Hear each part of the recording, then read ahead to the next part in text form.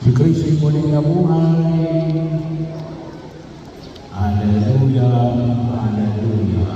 Tayo po ay nasa ika-pitong linggo ng muling pagkabuhay ng ating Panginoong Jesucristo. Ito yung ika-pitong linggo. Ibig sabihin, ito rin yung muling linggo. Yung last week. Pagkat sa susunod na linggo ay pagkalakilang kapisahan naman ng Pentecostes. Yun ay ang huling araw. Ang huling araw ng muling pagkabuhay ng ating Panginoong Jesucristo. So ngayon, ito pag-akyat na Yesus sa langit, ito ay 40 days. 40 days ito. Kaya lang kapag binilang natin ay bahagi yung 7 times 7. Pagkakataon sa hindi sobra. Hindi yung sobra. Pagkakataon po na itinakda ng simbahan na ilagay sa araw ng linggo kapistahan ng mga dakilang kapistahan ng ating Panginoon sa Kristo upang hindi natin maipagdiwang at malasap yung kahalagahan na kahulugan ng mga dakilang kapistahan natin. Kaya pagkakataon ng usahan ay tayo ay nalagyan ng publiko na nawa ay hindi na mapakapag-nilay-nilayan at matuunan natin ang hamon na ipinamanin ni Jesus sa kanyang pag-akyat sa langit. So maliwanag ko sa Ebanghelyo ni San Lucas na si Jesus ay umakyat sa langit sa lugar Bitanya. Bahagyo. Nasaan yung Bitanya? Ito pa rin ay bahagi ng probinsya ng Judea. Medyo malapit-lapit ito sa Jerusalem, sa lungsod ng Jerusalem. Ito po ay kung tawagin natin ay parang lamang province. Yung Bitanya.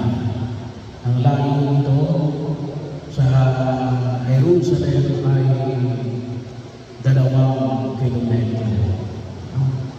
Siguro po kung mabalutasin natin, medyo lampas ng konti sa simbahan ng Panginoon. So, bahagi yun. Kung inyong mapapansin, yung Bitanya hindi yung lugar na kung saan ay nakatira ang mga kaibigan ni Jesus, ang magkakapatid na si Lazaro, si Maria Magdalena at si Marta. So, nung dinalaw ni Jesus ang magkakapatid na ito, doon yun sa Bitanya. Ito rin yung lugar na kung saan ay binuhay ni Jesus si Lazaro. Ito rin yung lugar na kung saan ay nag-isip ng mga Pariseo at ang mga eskriba na kasi muli yung binuhay si Lazaro. Nagpatayin na lang natin si Lazaro para mawala yung prueba ng kapangyarihan ni Jesus. Dito rin kung inyong maalala, dito rin yung nakatira si Simon na Pariseo na nag-imbita kay Jesucristo sa kanyang bahay para kumain. Dito rin hinugasan ang mga paa ni Jesus sa pamamagitan ng luha at ilagyan ng mamahaling pabango at bahagi no, ni Maria Magdalena. Ito rin po yung lugar na kung papansin natin ay pinupuntahan na Jesus kapag nagpupunta siya sa dito siya nagpapasakit ng gabi kapag pumupunta siya sa Jerusalem sa mga dalo niya ng mga kapistahan katulad ng kapistahan ng huling hapunan ng Passover, yung tinapay na walang luluto. Ito rin po yung pinanggalingan, dito rin nagsimula yung tinatawag ko natin na yung kanyang marangyang pagpasok sa Jerusalem. Dito sila nagsimula yung linggo ng Palaspas, so sa Bitanya. Ngayon ay dito siya nakita ng mga dalag at ng mga unang Kristiyano na umakyat sa langit habang binabasbasan sila ng ating Panginoong Yeso Cristo. Pero anong hamon na nangis sa ipamaliko ng pag-akyat na Yesus sa langit? Pero maliwanag yung sabi ni Jesus sa kanyang mga dalag at sa mga sumusunod sa kanya. Ipangaral sa lahat ng damo mula sa Jerusalem ang alin? Ang mabuting balita. Bahagi yun. Kaya ito rin yung hamon na bigyan natin ng pagpipilay sa araw na ito. Ipangaral ang mabuting balita. Tinatawag ang ayon ng Diyos natin na maging mabuting balita. Ano ba yung ibig sabihin ng mabuting balita? Ano ba yung karakteristik ng mabuting balita? Yung ba maganda lamang sa pagdinig? Bahagi yung una, marami yung pwede namin ilagay na magpakilala ng mabuting balita, pero magbibigay lang po ng dalawa. Una ay katotohanan. Bahagi yung kinakailangan ito ay balot ng buong katotohanan. Hindi ito joke lang, hindi ito prank, hindi ito false. Ang tawagin lang natin, hindi ito fake news. Ito'y bahagi yung kinakailangan pagmasabi natin mabuting balita yan, kinakailangan niya na yan makapagpahalan. Hindi lang basta kalahating katotohanan. Kasi meron tayo tinatawag na kalahating katotohanan, bahaging katotohanan at bahaging kasinungalingan. Hindi yung katotohanan na half-truth. Ay kung tutusin mo yan is a whole lie. Kabahaging katotohanan ay kabuuan ng kasinungalingan. Kaya yun ang bakit daw natin pinakailangan bagong bahagi ng pag-ayos natin na masabi natin na ito'y mabuting balita na pinakailangan patuloy natin harapin ang katotohanan. Ngayon, panahon na ito, medyo malaki yung hamon. Kasi marami ngayon ang nagkukunwari, marami ngayon ang peke, marami ngayon yung tawagin natin ay nagtatago na sa kabahagi ng katotohanan. Kaya naman natin kalimutan, yung paanyaya sa atin po may kapalian, patuloy na harapin at maging tanda ng katotohanan. Pangalawang karakteristik ng mabuti ay alin? Mayroong elemento ng pagliligtas sa ligid. Inilalayo tayo sa kapahamakan. Bahagi yun, inilalayo tayo sa pangambahan. Inaalis tayo sa anumang uri na maaaring magdulot sa atin ng anumang tinatawag natin danger. Inaalis tayo doon sa danger zone. Kung di kaya kaya sa malapit sa danger zone, bahagi mo na kung saan yung makita ko natin.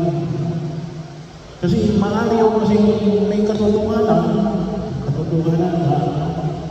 Pero wala namang elemento na tayo ililigtas. Maaaring yun ay katotohanan na wala namang kaugnayan sa atin. Maaaring yun ay katotohanan na katotohanan na lumbawa na nangyari sa malayong lugar. Pero wala namang epekto ng pagliligtas sa atin. Dapat may makita tayo, kahit malawang siguro totoo nangyari ito. Pero alin, na-inspire tayo. Pero yun, masabi natin, yun ay talagang mabuting balita. Kasi bakit? Iniaangat tayo. Hindi tayo kinukulong. Hindi tayo nilalagyan ng tanikala. Bahagi yun. Kasi may mga katotohanan din na alin. Gusto tayo alin kapusin. Gusto tayo na ikaon na lamang sa isang kalalagayan na alin. Na tayo ay manatiling mga alipin. Lalo-lalo na ng tao o ng kaibigan. So, para masabi natin mabuting balita, yun ay naglalayo ng pagliligtas sa ating katatayuan, lalong-lalo na sa kahirapan, kamatayan, at bagay na kung saan ay magdudulot sa atin ng kapigatigan. Pangalawa, sabi nga natin, ito yung mabuting balita. Anong klaseng mabuting balita? Na may kaugnayan sa Diyos. Kasi yung baka masabi natin mabuting balita, may mga nagsasabi na mabuting balita, binubura ang Diyos. Kaya mayroong mga tao natin, hindi naniniwala na mayroong Diyos. Na iniit sa puwera ng Diyos. Hindi mo pwede. Sabagat ang tunay na mabuting balita na nagliligtas ay kaakibat ng Diyos. Anong maguri ng mabuting balita na wala ang Diyos? Kakainin ka nun. Halimbawa, isang bansa na ito ay umunlad. Hindi kaya yung kapitbahay mo, hindi kaya ikaw mismo, yumaman ka. Saan galing yung kayamanan mo? Ay bahagi yun. Pag sinayo nga, gawa naman ang pag-isikap mo, sariling sikap, hindi kaya ay gawa naman ng by chance, sinuwerte ka lang. Without any reference to God, hindi ho magtatagal yan. Kasi yung tunay na mabuting balita na nagliligtas ay hindi pwede ihiwalay natin sa Diyos. Hindi pwede ihiwalay natin sa Diyos. Dahil sa oras na ihiwalay natin yan sa Diyos, baka akala natin mabuting balita. Pero kung tutusin natin, masamang balita. Kasi nagtatago siya. Yung kung tawagin natin natin, only on appearance. Pero bulok ang loob. walang laman, hugkam. No? Bakit? Hindi nakabasa sa Diyos. Bahagi yung ang tunay na mga Diyos ay isang mabuting balita na nagliligtas sa atin. Hindi lamang para sa daigdig na ito. No? Katulad na pinaman ito sa Ebanghelyo alin. Ang kapatawaran ng mga kasalanan sa dulot ng paghihirap, pagkamatay at muling pagkabuhay ng ating Panginoon sa Kristo. No? Mayaman ka nga, pero ang kaluluwa mo na may sinusunog sa impyerno, no? Ay hindi mabuting balita yan. No? Napakasamang balita yan. No? Siguro sa paningin namin sa daigdig na ito, marami yung namumulan sa ganong klase ng kanatayuan. Kaya pag tinatanong natin, ito yung pangyayang na ipinamahayag sa kanilang mga kapal. Hinahanap tayo ng mga kapal natin. Ipangaral. Kapag sinabi natin ipangaral, dalawang bagay yun. Salita at alimango. Kaya makita natin sa ating sarili. Tanong natin sa ating sarili. Tayo bagay mabuting balita ng pagliligtas ng Diyos sa pamilya natin, sa lipunang ginagalawan natin. Sapagkat dito mga hindi na magiging makahulugan ang pag-akyat ng Jesus sa langit. Ang kapag tayo mabuting balita ay ibig sabihin na sa ayon sa kamatayan ay pinamanig natin dito. Tunay nga na si Jesus ay umakyat sa langit. At sino ang saksi? Ikaw na nagiging mabuting